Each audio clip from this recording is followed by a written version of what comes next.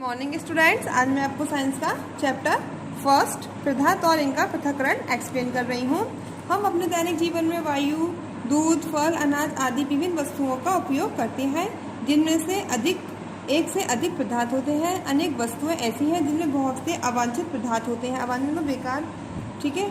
अनेक वस्तुएं कई पदार्थों से मिलकर बनी होती हैं, जैसे चिवड़ा, भेल, चाय, शरबत आदि। तो ये बहुत सी चीज़ों से मिलकर बनी होती हैं। चाय बनाने में दूध, चीनी, जल और चाय की पत्ती का प्रयोग होता है। तो चाय एक मिश्रण है। शुद्ध पदार्थ क्या है? वह पदार्थ जो केवल एक ही प्रकार के अणुओं से बना होता है शुद्ध पदार्थ कहलाता है। मिश्रण क्या होता है? दो या दो से अधिक शुद्ध पदार्थों का संयोजन जिसमें इन पदार्थों के सभी गुण विद्यमान रहते हैं, मिश्रण कहलाता है। मिश्रण दो ठोसों का, दो द्रवों का, दो गैसों का अथवा ठोस, द्रव, गैस में किसी का भी संयोग हो सकता है तथा मिश्रण कोई भी पदार्थ किसी भी अनुपात में विद्यमान रह सकता है। उदाहरण के लिए गंधक चूर्ण और लोहे चूर्ण दो ठोस पदार्थों के संयोग का मिश्रण है। नमक एवं जल का एक संयोग एक ठोस तथा एक द्रव का मिश्रण है तथा जल, हाइड्रोजन एवं ऑक्सीजन दो गैस के संयोग के परिणाम स्वरूप बना मिश्रण है। इसके अतिरिक्त सोडा वाटर एक ठोस, एक द्रव और एक गैस का मिश्रण है। ठोस यहाँ पर चीनी, द्रव जल और गैस कार्बन डाइऑक्साइड। दैनिक जीवन में कई मिश्रणों का मूल रूप ही प्रयोग कर लेते हैं, जैसे साधारण नमक, जल आदि, किंतु कभी कभी मूल रूप में ही प्रयोग कर लेते हैं, जैसे साधारण नमक, जल आदि। कभी कभी बहुत से अवयव वाले मिश्रण में शुद्ध एवं वांछित अवयवों का प्रयोग में लाने के लिए एक दूसरे से अलग करना आवश्यक हो जाता है। वास्तव में किसी पदार्थ का उपयोग करने से पहले हमें उसमें मिश्रित अशुद्ध एवं हानिकारक एवं अनुपयोगी पदार्थों को पृथक करना अत्यंत आवश्यक होता है। पृथक करना मीन्स अलग करना। कभी कभी हम दो उपयोगी पदार्थों को एक दूसरे से पृथक करते हैं, जिनको हम अलग से उपयोग लाने की आवश्यकता होती है। पृथक किए गए अवयवों के कणों को अमाप एवं द्रव्य भिन्न भिन्न हो सकते हैं। ये ठोस, द्रव तथा गैस किसी भी रूप में हो सकते हैं। मिश्रण दो प्रकार के होते हैं। नंबर 1 समांगी मिश्रण, ऐसा मिश्रण जिनमें दो या दो से अधिक अवयव उपस्थित रहते हैं किंतु उन्हें अलग अलग नहीं दिखाया जा सकता, समांगी मिश्रण कहलाते हैं, जैसे जल और चीनी का घोल, वायु आदि। विषमांगी मिश्रण, ऐसा मिश्रण जिसमें उनके अवयवी पदार्थों को अलग अलग देखा जा सकता है, विषमांगी मिश्रण कहलाता है, जैसे बालू और लोहे की छीलन का मिश्रण, दाल और चावल का मिश्रण। ठीक है, इसमें हम क्या है अलग अलग देख सकते हैं, लेकिन इसमें चीनी और जल के घोल को हम देख सकते नहीं, क्योंकि चीनी जल में घुल जाएगी। ठीक है। पृथक्करण, एक पदार्थ से दूसरे पदार्थ को पृथक करने की प्रक्रिया को पदार्थ का पृथक्करण कहते हैं। पृथक्करण मीन्स अलग करना। आप बाजार से सब्जी लाते हैं, उसमें आलू, टमाटर, मटर, गाजर, कद्दू, मिर्च, धनिया एक साथ थैले में लाते हैं। आप घर में लाकर अलग अलग करते हैं, फिर उन्हें अलग टोकरियां, पॉलिथीन में भरकर रखते हैं। ये सभी क्रियाएं पृथक्करण के अंतर्गत आती हैं। पृथक्करण की आवश्यकता, किसी पदार्थ का उपयोग करने से पहले उसमें हानिकारक तथा अनुपयोगी पदार्थों को अलग करने के लिए पृथक्करण की आवश्यकता होती है। मान लीजिए आपने अमरूद, सेब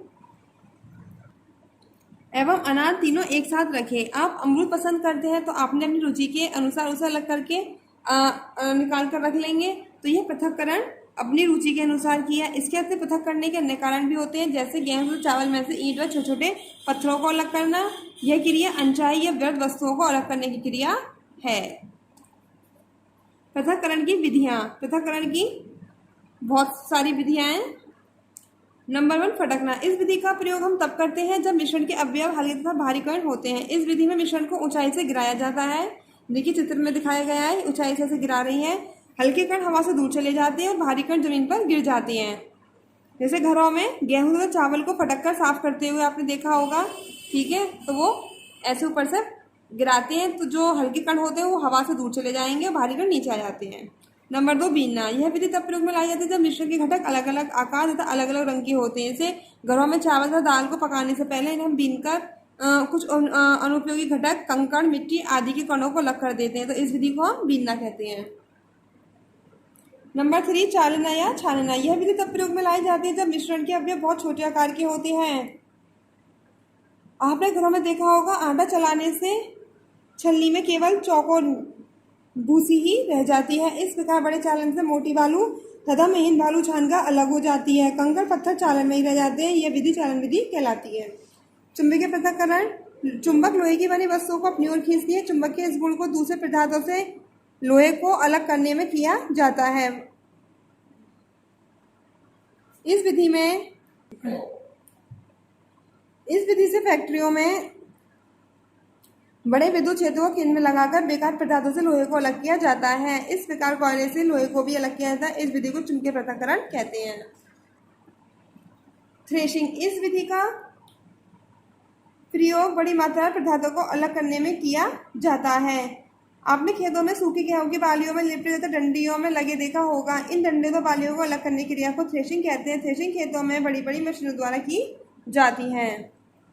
तलछटीकरण तथा निधारना, इस विधि में मिश्रण को कुछ देर के लिए छोड़ दिया जाता है, जिससे आघूलनशील पदार्थ के भारी कण कुछ देर बाद स्वतः नीचे बैठ जाते हैं। जैसे हम रेत को पानी में मिलाते हैं, तो अब हम उसे मिलाकर थोड़ी देर के लिए रख देंगे, तो क्या होगा, रेत नीचे बैठ जाएगा और पानी ऊपर तैरता रहेगा। ठीक है, तो इस क्रिया को तलछटीकरण कहते हैं। और साफ पानी को दूसरे बीकर में निकालने की क्रिया को निथारना कहते हैं।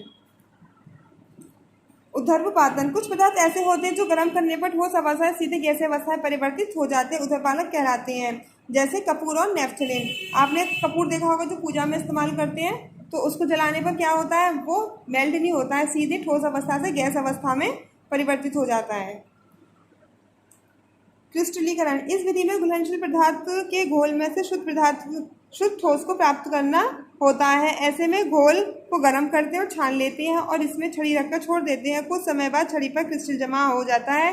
क्रिस्टल ठोस अवयव होते हैं। इस प्रकार मिश्रण के अवयवों को अलग करने की विधि को क्रिस्टलीकरण कहते हैं। भारण, कभी कभी हम देखते हैं कि नदी और तालाबों में कीचड़ हो जाता है। यह मिट्टी और जल का ऐसा मिश्रण है जिसमें मिट्टी के इतने छोटे कण होते हैं जो नीचे जली में नहीं बैठ पाते हैं। तो इस स्थिति में हम फिटकरी का प्रयोग करते हैं। फिटकरी को इस पानी में मिलाते हैं।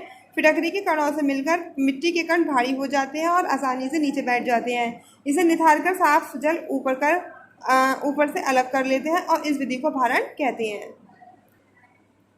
बाष्पन, घुलनशील ठोस पदार्थों को द्रव से अलग करने के लिए हम बाष्पन विधि का प्रयोग करते हैं।